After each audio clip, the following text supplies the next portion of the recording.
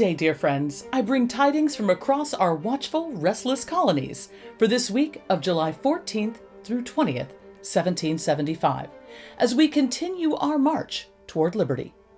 This report is brought to you by Boston Brass Horns, the trusted choice for every rallying call, militia muster, and town assembly. Forged with expert colonial craftsmanship, Boston Brass Horns produce a bold, clear sound that cuts across fields and echoes through village streets. When liberty needs a voice that cannot be ignored, let Boston Brass Horns carry your message far and wide. Sound the call for freedom with Boston Brass Horns. We begin, as always, in Boston, where General Washington and his forces are keeping the British locked inside the city while he works tirelessly to turn a mismatched volunteer army into a first-class fighting force.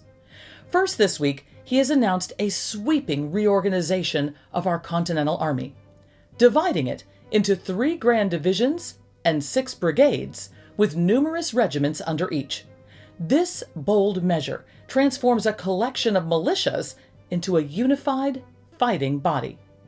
By establishing clear chains of command and assigning each brigade precise posts and duties, Washington strengthens both discipline and cooperation. No longer do our soldiers serve merely as local regiments.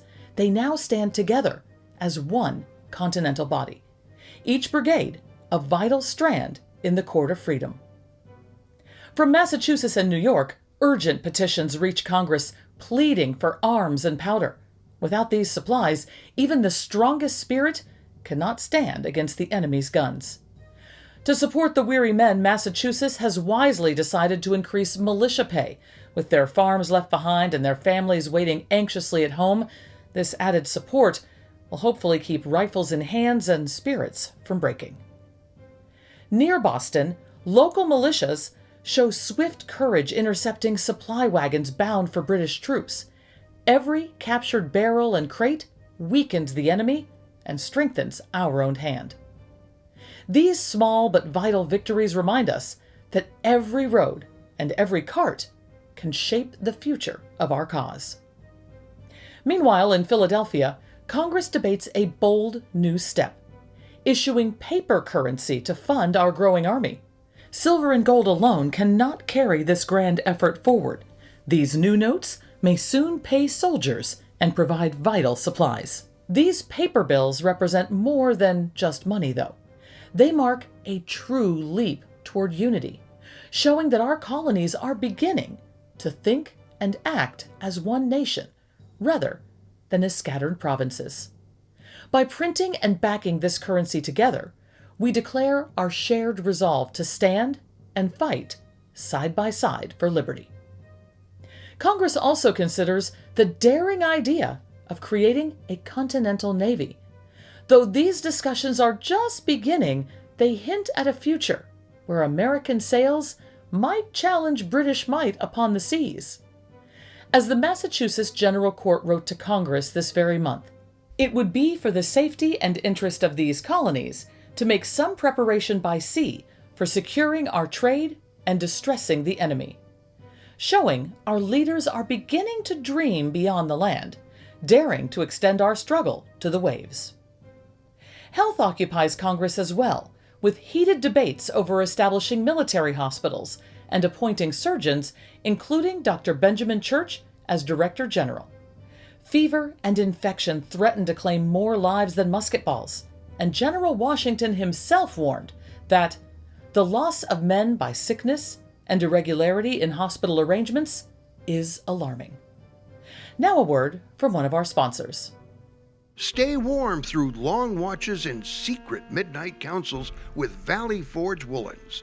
Woven strong from the finest local wool, these cloaks and wraps keep you safe from winter winds and ready to stand strong for liberty. Trusted by sentries and patriots alike, Valley Forge woolens guard your body and your spirit. Wrap up and keep the fire alive with Valley Forge. Across towns and villages, we see quiet acts of heroism. Women are gathering scrap pieces of old metal and melting it into musket balls. Loyalist property is seized and sold to fund supplies, while fines push hesitant neighbors into finally choosing a side. In churches this week, public prayers and fasting days are bringing neighbors together under candlelight with voices rising in humble hope. These gatherings strengthen the spirit as much as they strengthen the cause.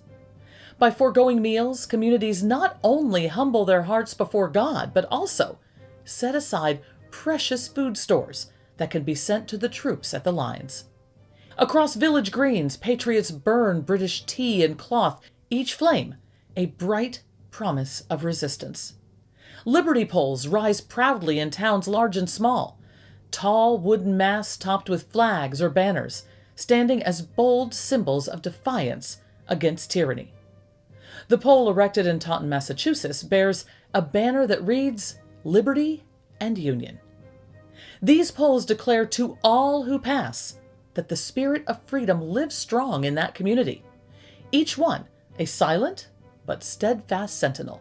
Communities hold lantern and signal drills, practicing silent alarms to warn of sudden attack. Even children march beside militia units, learning basic drills and signals, eager to contribute in their own small yet spirited ways. In every corner of our land, from church pews to city docks, from quiet kitchens to wind-swept hilltops, the spirit of liberty is alive and restless. Each mother melting scrap metal, each farmer guarding a crossroad, each child stepping in line, all are authors of this unfolding story. The revolution is not just a series of battles and declarations.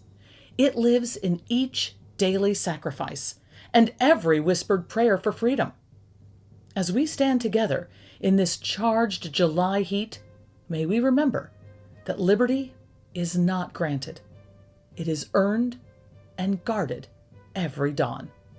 May we each be brave enough to carry that flame forward.